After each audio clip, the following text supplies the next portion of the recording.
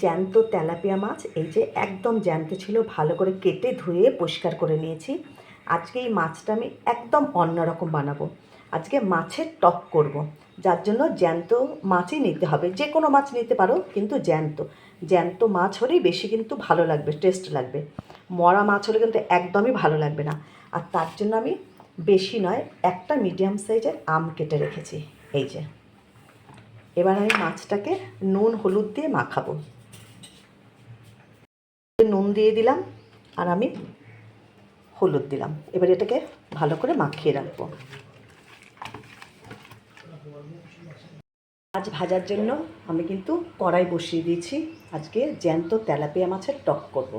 এই যে মাছগুলো একটু আমি হালকা করে ভেজে নেবো আগে, তার জন্য কড়াইতে তেল দিয়ে দিলাম। এই যে তেল দিয়ে দিয়েছি, এটা তেলটা ভালো করে গরম হোক। তেলাপিয়া মাছের টক করার জন্য আম তো নিয়ে নিয়েছি, আর এখানে একটু জিরের গুঁড়ো, আদা, খুব বেশি পরিমাণে না, অল্প অল্প জিরের গুঁড়ো, আদা, হলুদ, এটা একসাথে একটু জল দিয়ে গুলে নেব। আর এখানে একটু আমি একটা মিডিয়াম সাইজে আলু নিয়ে নিয়েছি। আর এখানে ফোড়নের জন্য রেখেছি এই যে 5 ফোড়ন, তেজপাতা, একটা শুকনো লঙ্কা আর একটু সর্ষেটা আমি 5 ফোড়নের সঙ্গেই একটু দেব আলাদা করে, ওর মধ্যে দিয়ে ভেজে নেব। এই যে মাছের টক করার জন্য তেলটা খুব ভালোভাবে গরম হয়ে গেছে, এই দেখো ধোঁয়া উঠছে। এবার আমি মাছগুলোকে কড়া করে ভাজবো না, গ্যাসটা একটু কমিয়ে নিলাম। মাছগুলো আমি এবার ভেজে নেব।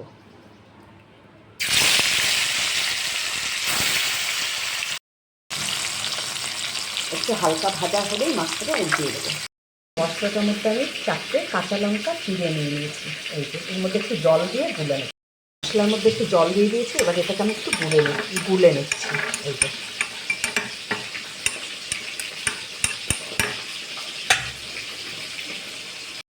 মাছটা এক পিস হয়ে গেছে, এবার এটাকে আমি উল্টিয়ে দেবো।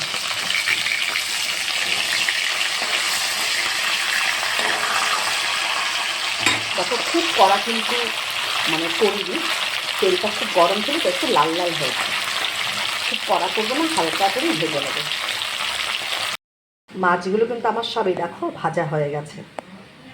মাছ ভাজার পরে কড়াইতে আমার অনেকটা তেল আছে, এতটা তেলে কিন্তু আমি রাখবো না, তেল আমি একটু তুলে নেব। আমি কিছুটা তুলে নিয়েছি। এই যে এবার এখানে আমি একটা আলু কেটে রেখেছি, সেই আলুটা একটু ভেজে নেব।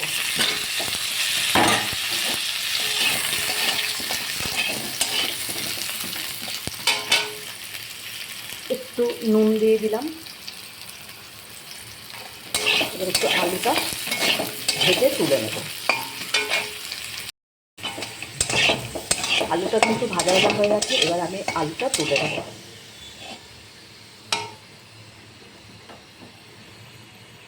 ওই তেলের মধ্যেই আমি এবার 5 ফোড়ন আর সর্ষেটা দিয়ে দেবো।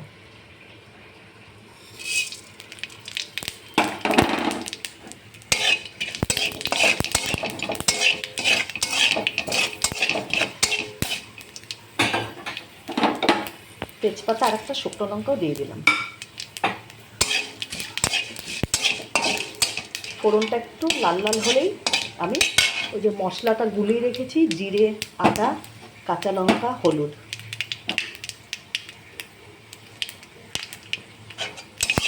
এই গোলা মশলাটা এবার এর মধ্যে আমি দিয়ে দেবো।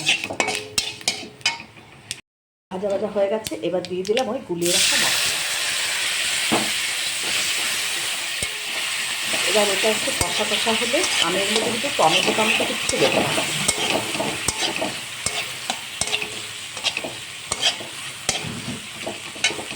এটা একটু ভাজা ভাজা হোক, তারপর এর মধ্যে আলুটা দিয়ে আবার একটু জল দিয়ে নাড়িয়ে নেব।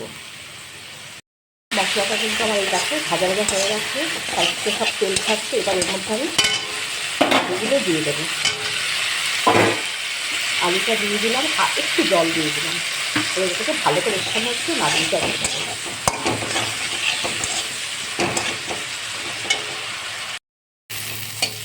দেখো আলুর সঙ্গে মশলাটা কিন্তু ভালোভাবে কষা হয়ে গেছে। এবার এর মধ্যে আমি পরিমাণ মতো জল দিয়ে দেবো।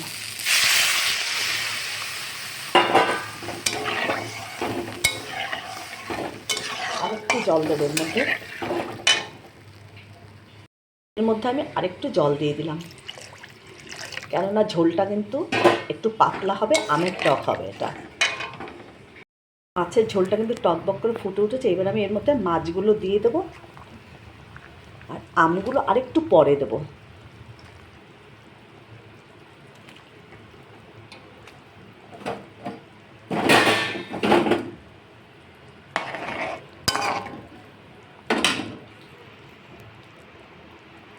মাছটা ঝোলের সঙ্গে একটু ফুটে নিক, তারপর আমি ওই আমগুলো দিয়ে দেবো।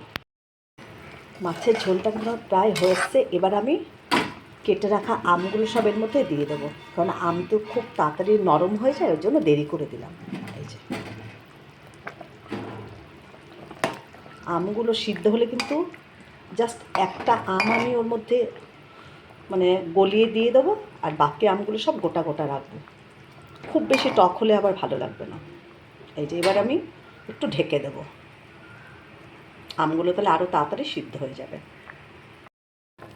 আমটা দেখো প্রায় সিদ্ধ হয়ে এসেছে, আর একটু হলেই আমার জ্যান্ত তেলাপিয়া মাছের ঝোল আম দিয়ে রেডি হয়ে যাবে। মাছের টক একটু চিনি দিয়ে দিলাম, এর মধ্যে কিন্তু একটু চিনি দিতেই হবে, না হলে কিন্তু টেস্টটা ব্যালেন্স হবে না। একটু ঢেকে রেখেছিলাম আমটা, তার জন্য তাড়াতাড়ি এই যে সিদ্ধ হয়ে যাচ্ছে। এখন আর ঢাকবো না, এখন এটা এমনি একটু ফুটলেই নামিয়ে দেবো। তেলাপিয়া মাছের টক আমার কিন্তু একদম রেডি, এই যে হয়ে গেছে। এবার আমি এটাকে নামিয়ে নেব। তোমাদের যদি ভালো লাগে এইভাবে করে খেয়ে দেখবে।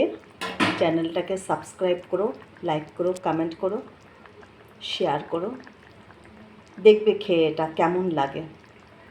তেলাপিয়া মাছের টক আম দিয়ে। এবার এটাকে আমি নামিয়ে নেব, গ্যাসটা অফ করে দিলাম।